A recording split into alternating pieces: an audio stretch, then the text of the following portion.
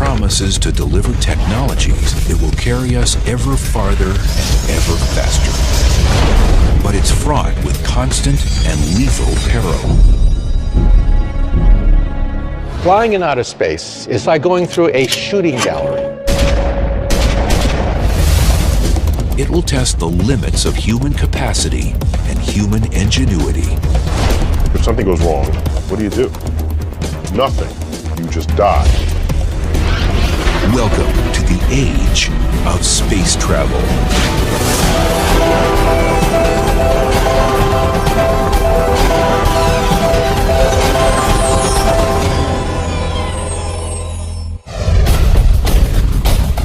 In ways scarcely even imagined, the steady hand of progress is poised to deliver humanity to the heavens. For ages, the mysterious splendor of the universe has enticed us from its remote heights. At last, its mysterious temptations are within reach, and man's destiny can be fulfilled. I don't know if it's written in our genes, but anytime you see something at a distance that piques your curiosity, the first thing you want to do is get a closer look. So while telescopes get you pretty far in this regard, those things that are sort of close enough to be within the reach of our space program, why not take the trip? T-minus 10, 9, main engine start, 5, 4, and liftoff of Space Shuttle Atlantis to assemble. Prying free from our home planet's grip ranks among the greatest of human achievements. But no one since 1972 has ventured beyond the Earth's orbit. Our space program has been stuck for 30 years. We simply just go around the planet Earth. It's just like Columbus exploring the New World for the first time and then spending the rest of his life simply puttering around the Spanish coastline. What's the problem? There's a dirty little 4-letter word, and that is cost. It costs about $10,000 to put a pound of anything into orbit. Imagine John Glenn made out of solid gold. That's what it costs to put John Glenn or you into orbit. It would cost about $20 million for you to take a weekend trip up to the space station. It would cost about $500 million for you to go to the moon. And for you to go to Mars would probably cost tens of billions of dollars. One way to reduce the cost of reaching space would be to find a more efficient way to overcome Earth's gravity. Remember the story of Jack and the Beanstalk? Jack was the little boy who climbed the beanstalk into heaven. Well, imagine a space elevator such that you hit the up button and the elevator takes you into the heavens just like Jack and the Beanstalk. Instead of building from the ground up, the space elevator would be built from the top down. A satellite in geosynchronous orbit would drop a 60,000-mile cable back to Earth, where it would be anchored to the surface.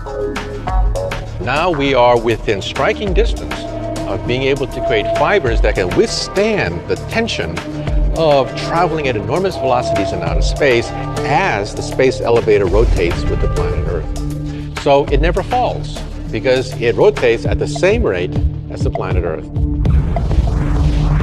The elevator's compartment would simply roll up the cable, shuttling travelers and supplies into orbit, where it would wait for a spacecraft.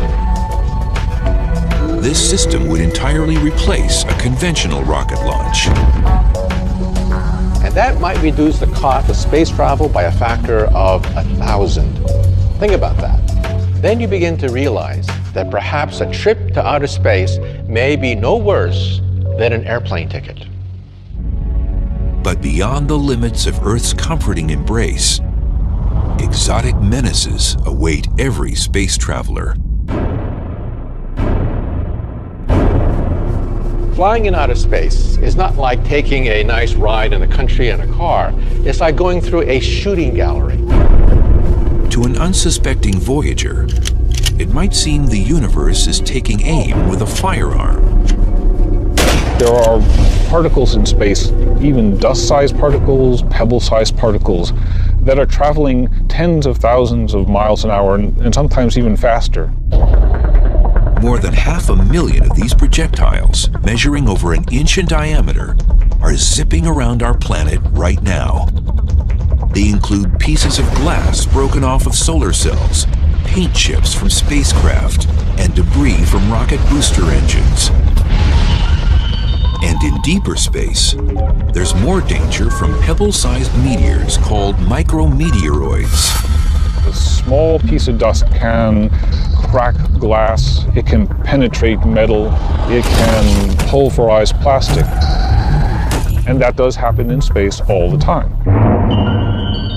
But perhaps an even more deadly danger, not at all solid, lies in wait: radiation. The devastating effects of this invisible energy have been witnessed on Earth in the aftermath of the atomic bombs of World War II and the nuclear fallout of Chernobyl. Distressingly, our own life-giving sun spews out streams of poisonous radiation. So realize that we've been protected in this cradle. We've been protected by the atmosphere of the Earth. Magnetic field of the Earth gobbles up most of the flares from the sun to create the aurora borealis. In outer space, you get the aurora borealis coming right at you. There's no ozone layer, there's no magnetic field to protect you. It's just you and the harshness of outer space.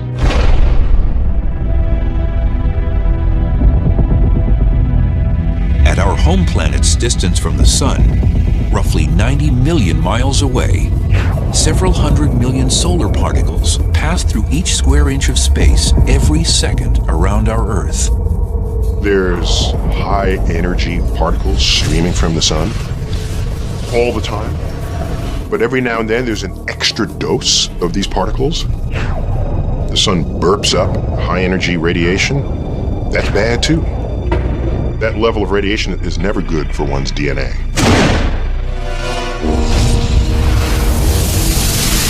Sunspots flare up these extra doses of energy, like a battery of cannons bombarding the cosmos.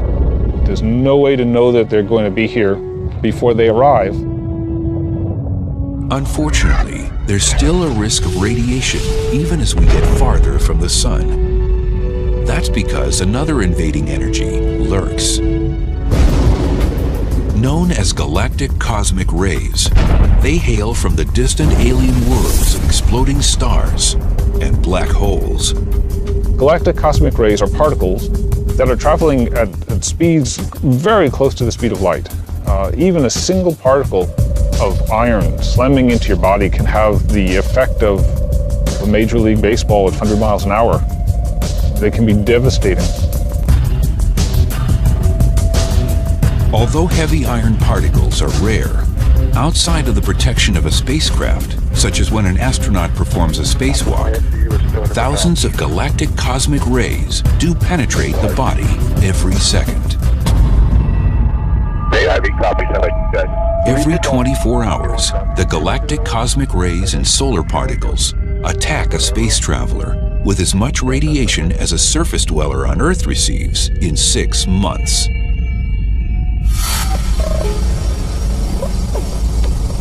The human body won't immediately feel the impacting radiation, but in sufficient quantities, it can be noticed. Even with eyes closed, the particles spark flashes when they strike a space traveler's retina. The flashes are not blinding, and you have to ask yourself, did I see something? And then you say, oh, yes, I did. And its appearance is a little different from time to time. However, the human body does feel the shock of this bizarre weightless existence. I think that the most dangerous thing going into space is the loss of gravity.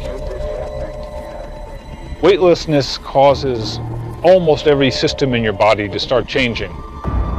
And it doesn't stop changing until you get back onto a world where you're pulled down again by its gravity. One of the first casualties of zero gravity is a space traveler's sense of direction. What's up and what's down? Very good question. And first of all, it's whatever you want it to be.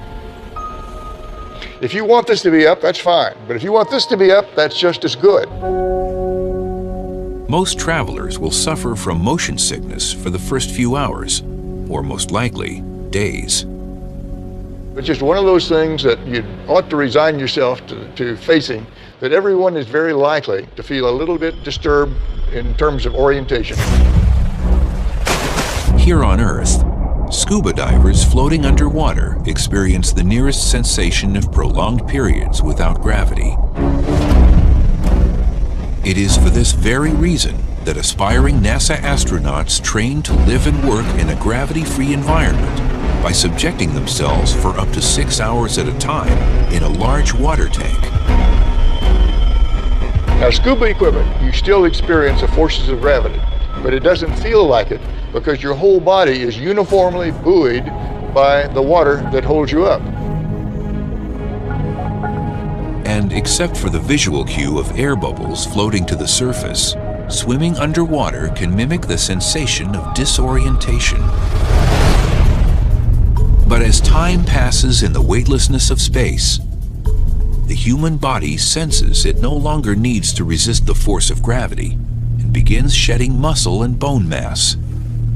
When you're in space, your body thinks you might as well be lying in bed. And so if you're not careful, your body will atrophy. To counter this, each day in space, an astronaut needs to exercise. The legs are especially vulnerable because they are seldom used. In this world, the arms and hands do most of the work to move the body around. What would be the toughest thing to get used to might very well be just how you live in space, where you can't walk across the room. You have to float everywhere you're going. The lack of gravity also slows down the digestive tract, which can cause problems at mealtime. Your digestive system stops. You can't eat, you can't drink until you can start digesting again. And that can take anywhere from hours to days. Worse still, zero gravity and radiation can combine in an especially sinister way. In space, the immune system is not as effective as it normally is. And many of the bacteria and viruses that we normally can withstand become more virulent. Additionally, bacteria can grow up to 50 times faster, and any virus brought on board could mutate into a never-before-seen predator thanks to the ever-present radiation. All these difficulties prey on space travelers in just the first few hours or days. And what about journeys that need more time? It only gets tougher. The universe is an unforgiving place.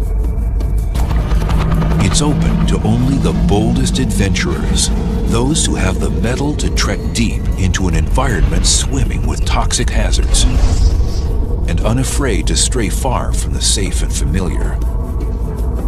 We take it for granted that clothing is flexible and machines work in room temperature because implicitly or explicitly they're designed for that.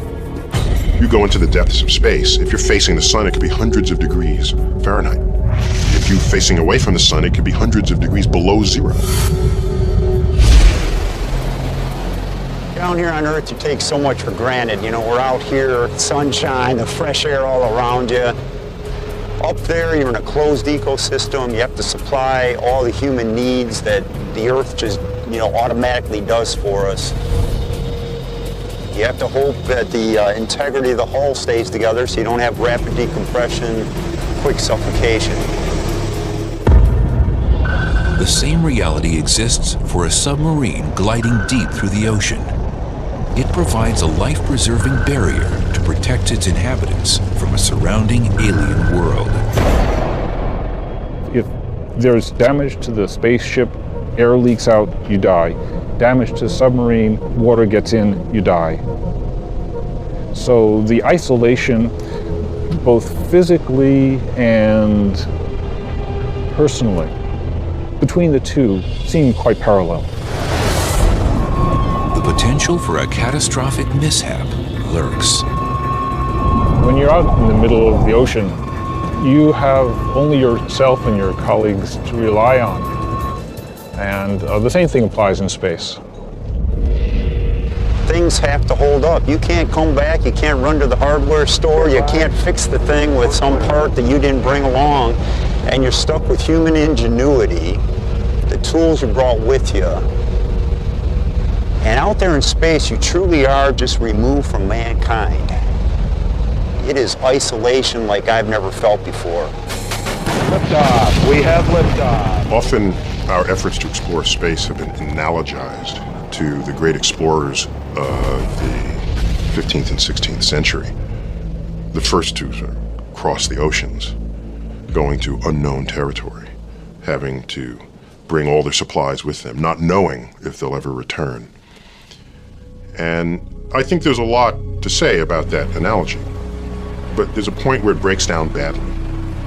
When Cortez landed in South America, when Columbus hit the Caribbean, there was still air there for him to breathe. Right? There were fruit on the trees. Suppose the Apollo 11 astronauts, Neil Armstrong and Buzz Aldrin, landed on the moon and, like, the engine broke. Okay, Houston, we've had a problem here. What do? Nothing. You just die. There's not sort of an engine tree that they can pluck parts from to repair their ship. So the hazards are vastly greater to human health in space exploration than traveling anywhere on Earth's surface. There won't be any service stations in case you break down, run out of gas, or need something to drink. One of the challenges of space exploration is either carrying along with you all the supplies you need, water, food, oxygen, or finding some way to manufacture that en route or at your destination. We're not there yet. We don't know how to do that yet. And so one hazard is, if something goes wrong and you run out of food and water and shelter, that's bad. You'll die. Every sip, every drop of water is precious. On a space voyage, there will be no such thing as a shower. The only option will likely be a wet cloth. This is quite a change from the 130 gallons of water each American consumes in just one day. The cuisine on board would take some getting used to as well. For a few days, you can take fresh fruits and fresh vegetables, carrots and apples and things like that. For the longer missions, though, you have to have storable foods that can, stay for long periods of time without spoiling and going bad. And yet, astronauts agree that enduring the myriad of risks is a small price to pay for the chance to witness the wonder of the cosmos in person. 1500's 2.3. I know how they felt because they report things like, well, you could hold up your finger and you could block out the Earth with your thumb.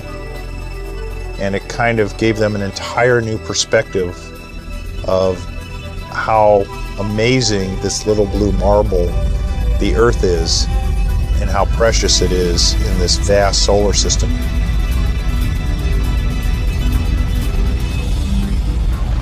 That experience changed me forever, and I think it would change anyone that could possibly have that experience in the future. However, the length of future voyages might limit the range of experiences available to space travelers. Distances in our vast universe can defy comprehension. If our sun were the size of a basketball, our Earth would be the size of a pea. If they were placed in Central Park, the nearest star would be another basketball almost 5,000 miles away in Hawaii.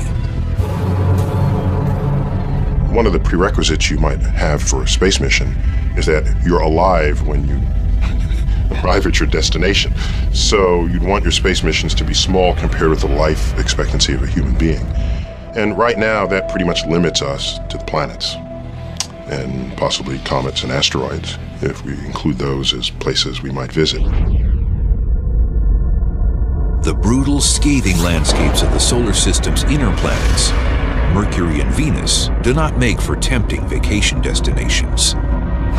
Temperatures on Venus can exceed 900 degrees Fahrenheit, and the crushing air pressure is equivalent to being submerged in 3,000 feet of water.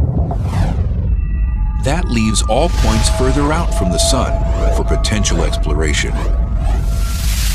But even trips to our closest attractions will still take several months or even years.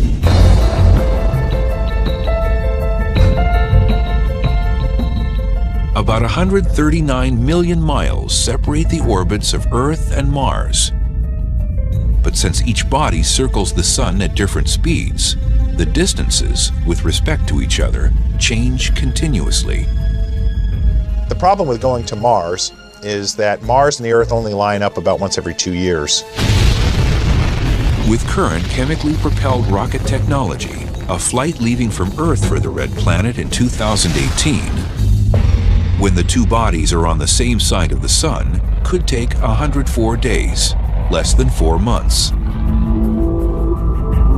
After a 40-day stay, the return trip would require a little more than 6 months.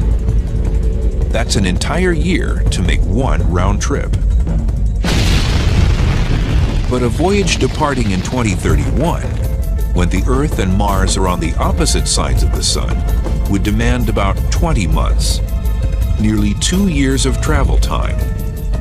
That's 1 to 2 years away from any lifeline. Comets, those oversized dirty snowballs, swoop close enough to Earth to accommodate a round trip lasting as short as a few months. Find some comet that's on its way into the sun and ride it. And watch the coma grow and the tail form. And watch the sun first slowly, but then rapidly get larger and larger and larger. And swing around the backside and come out.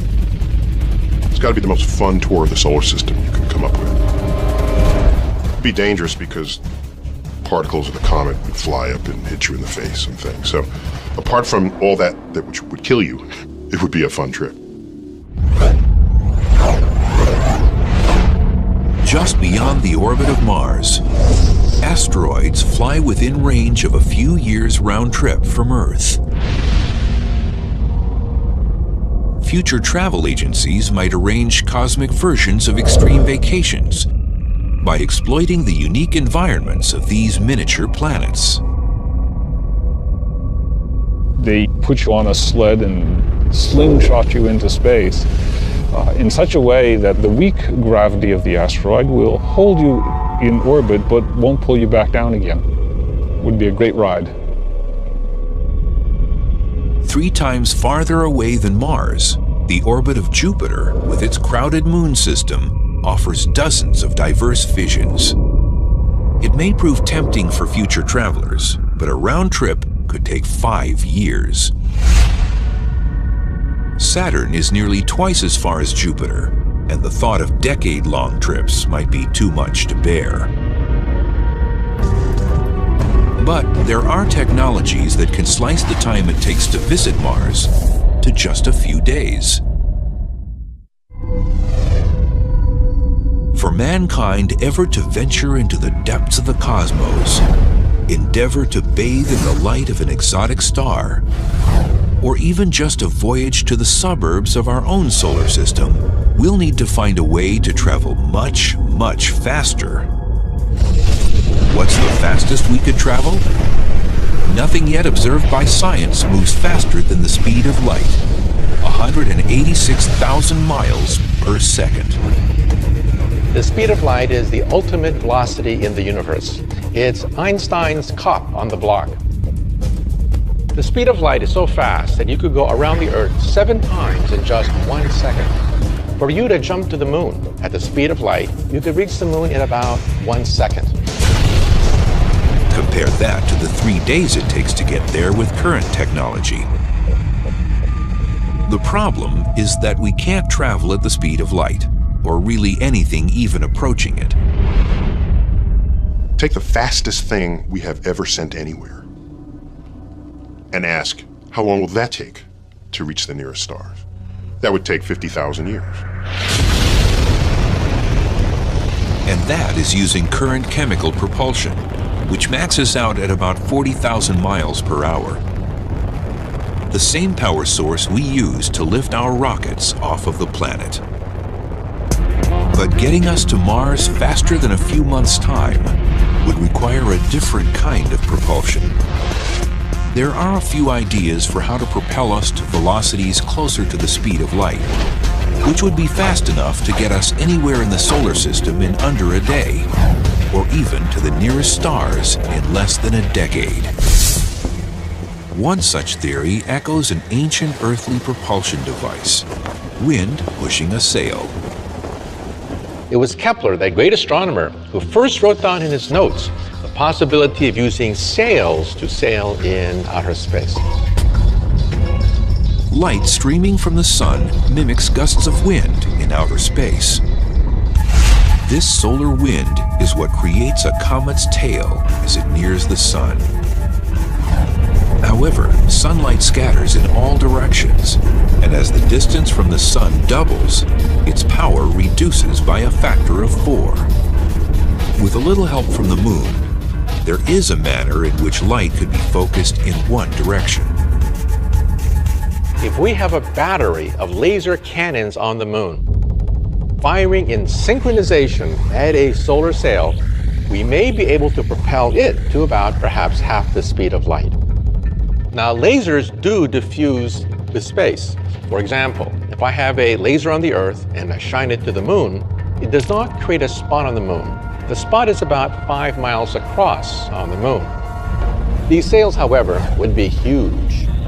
Now we're talking about astronauts, perhaps spending months in outer space, designing a sail hundreds, maybe even thousands of miles across, sufficiently light and durable in order to capture light from a battery of laser beams on the moon. But solar sailing limits space vessels to destinations within our solar system.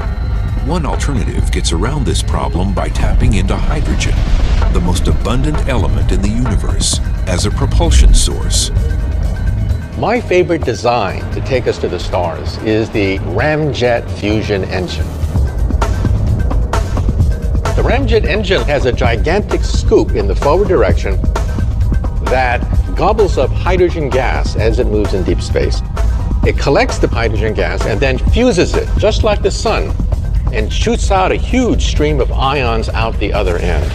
And on paper, it looks fantastic. On paper, it looks as if a ramjet fusion engine could go on forever, simply using up the hydrogen that is found naturally in outer space. Unfortunately, scientists have not yet been able to achieve a hydrogen fusion reaction capable of propulsion in tests. But another potential fuel source, one that seems to come right out of science fiction, has already been created in laboratories. It's called antimatter, and it's the opposite of all that we know. For example, think of the world on the other side of the looking glass. Just like in Lewis Carroll's Alice in Wonderland, we physicists have wondered, is there another universe on the other end of the looking glass? A parity-reversed universe where left becomes right, right becomes left. In an anti-universe, charges are reversed. So positive charges become negative, negative charges become positive, and when they meet, they create a burst of energy. So if this universe on the other side of the looking glass were made out of antimatter, and I were to touch this other universe, I would destroy most of the New York City metropolitan area in a burst of energy. So the conversion of antimatter and matter to energy is 100% efficient. It is the ultimate engine. But there is a catch. There's always a catch. Even though we can create anti-atoms in the laboratory, the cost is stupendous. It would bankrupt the United States of America to create a teaspoon of antimatter. However, it would only take a few grams of antimatter to take us to Mars, and perhaps several teaspoons of antimatter to take us to the nearby stars.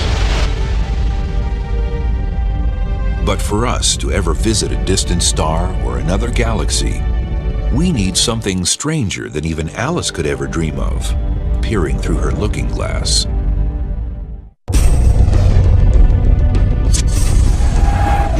Scientists continue the quest for a propulsion method to carry us ever deeper into space. But even achieving light speed won't allow us to get very far. Light's fast, but the universe is huge. So even if we could ride on a beam of light, we wanted to cross the galaxy, the way they do in all the science fiction programs, it would take 100,000 years to do it. And even at light speed, traveling to the nearest galaxy would take several million years. And if light speed is the ultimate speed limit of the universe, it seems we're doomed to confinement in our galactic neighborhood. What we're desperate for is some new understanding of the fabric of space-time that will allow us to somehow warp it, distort it, so that you can take shortcuts. And of course, that's what they do in Star Trek when they turn on their warp drives. They want to get from one side of the galaxy to the other. All they do is invoke the warp drive that warps the fabric of space, and then they take a little shortcut right there. They cheat, basically. Everybody knows Einstein's famous dictum, you cannot go faster than the speed of light. However, there's a footnote to it. You see, Einstein left open the possibility that you can fold the fabric of space and time itself so that you effectively take a shortcut through the universe. Think of a carpet. If you want to go across the carpet, that's the old-fashioned way. You can also get a lasso a table on the other side of the carpet, and then drag the table toward you so that you collapse the space in front of you. In a nutshell, Einstein says the bigger the mass, the bigger the bending of space and time. If you can concentrate enormous amounts of energy at a single point, comparable to that of a black hole or a huge gigantic star, you are literally warping the fabric of space and time. You simply hop across to the nearby stars. So in other words, you did not really go to the stars. The stars came to you because you are compressing the space in front of you. The massive amount of energy or mass needed to create such a warped curvature of space seems beyond comprehension and perhaps beyond human capability. There may be an alternative. Physicist John Brandenburg is developing a theory in which a starship of the future could achieve faster-than-light travel, not by manipulating a vast area of the universe, but rather by manipulating only the area around the starship. The trick is to have a starship imitate a curious particle that so far only exists in theory. It's called a tachyon. It's a particle with a different twist. Light itself always moves at the same speed. Tachyons, on the other hand, can go infinitely fast. They just can't go slower than the speed of light. They look at the speed of light as a lower speed limit that they cannot violate. If they do exist, tachyons can outrun the speed of light because they have what physicists recognize as imaginary mass. An imaginary value can be visualized in the spin of a struck tennis ball. Its spin can cause it to bend and move in a manner that an observer might not expect to see from its initial point of contact. In the same way, a tachyon is unseen by the universe and can break its speed limits. Brandenburg proposes altering the space-time surrounding a starship with a powerful electromagnetic field so that the ship moves through space like a tachyon.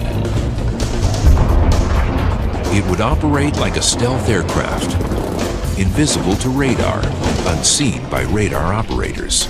So if one can achieve this control of the space-time around this ship, one can essentially make it an imaginary object. In a technical way, that means it's moving faster than light. You're basically disconnecting yourself from the rest of the cosmos. It could grant the traveler the ability to go anywhere in the universe in the blink of an eye, as if a multitude of doorways suddenly appeared. A doorway you step into and then you step out somewhere down the hall so fast that it didn't seem like you had time to move any place. That's an imaginary connection in space-time. And you've changed yourself, not space-time. No one may know how fast or even where such a space vessel could travel. Which door to go into, which door to come out of. That's the trick. But voyaging through the Hall of the Universe isn't possible without first overcoming one of its fundamental forces, the one that shackles us to our home planet. Getting away from the Earth's gravitational field. That's the first thing that we have to do. 10, 9, 8, 7, 6. For an object to 5, break away from Earth's gravitational 3, pull, 2, 1. We have ignition and liftoff of NASA's new it must Horizon achieve a velocity of 17,500 miles per hour. That's fast enough to streak from New York to Los Angeles in about 8 minutes. There's no other way to do it, at least that we have now, other than brute force. While a theoretical space elevator can climb away from Earth's gravitational pull, a rocket must outrun it with the brute force provided by the explosive chemical reaction of burning fuel. Chemical power is what drives today's rocket engine. Every time you burn something, that's chemical power. Every time a rocket engine ignites, that's chemical power. Every time you start your engine in your car, you're using the chemical energy stored in the gasoline. The fuel alone can burden a spacebound craft with up to 90% of its total weight.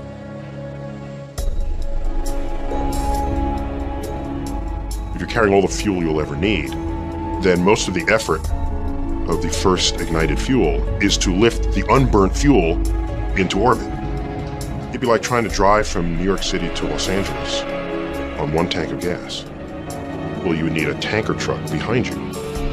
And most of the energy to accelerate the tanker truck is going in to just move the fuel that's in the tanker truck. The space shuttle, its rockets, and the fuel they're carrying weigh a staggering 4 million pounds. And nothing short of a bone-rattling eruption could push it up and away from Earth. Well, Brent, looks like your long wait is over. We wish you all the best luck in the world. Godspeed, and we'll see you back here in about 2 weeks.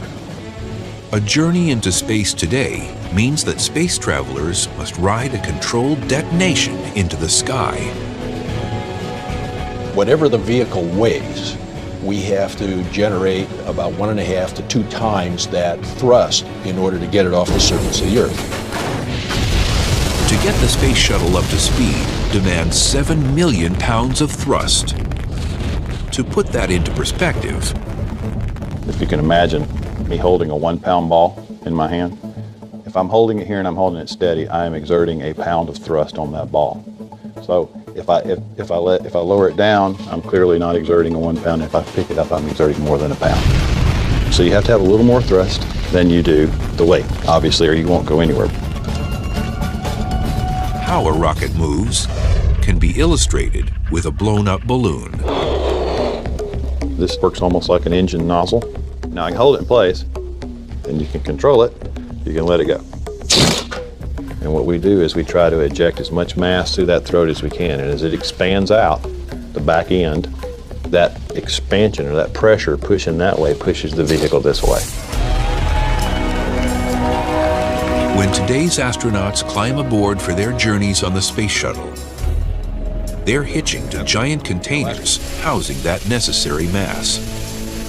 Millions of pounds of highly combustible hydrogen and oxygen wait to be ejected. It only takes a spark.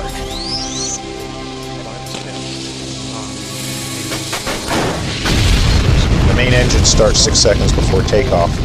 The whole shuttle shakes. It feels like it wants to just rip itself out of the launch pad. Off of Space Shuttle Endeavour, expanding the International Space Station. And you think, oh my gosh, that's an awful lot of force, about 1.5 million pounds of thrust. It's kind of surreal. It's like, this can't really be happening.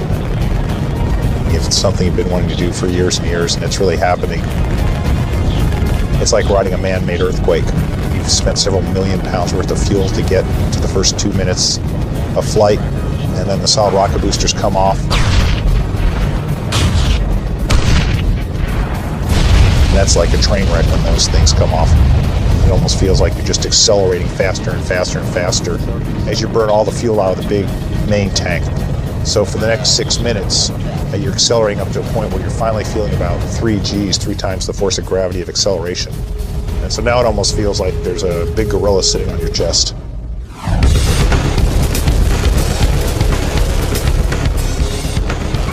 A drag racer who accelerates from 0 to 100 miles per hour in 2 seconds will feel G-forces similar to those experienced by astronauts. As the vehicle keeps accelerating and you're watching the speed tick by in thousands of feet per second until you get to 25 times the speed of sound. Then there's a cutoff, and then everything's floating. And now you're in space.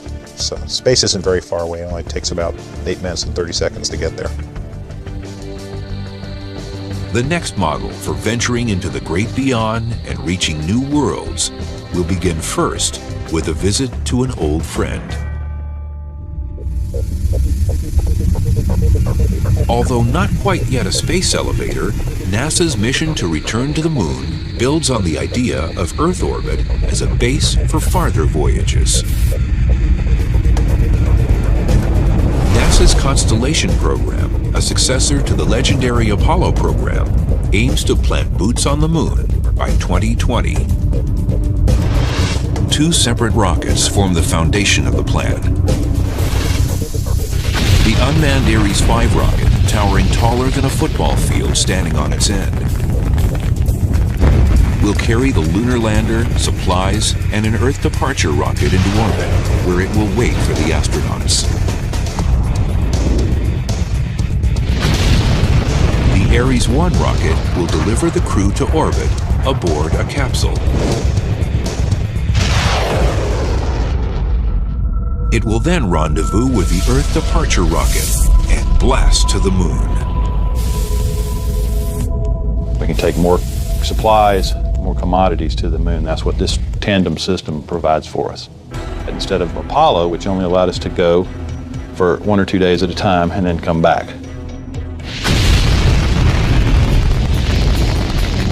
Will we ever find a way to surpass the bold achievements of the Apollo program?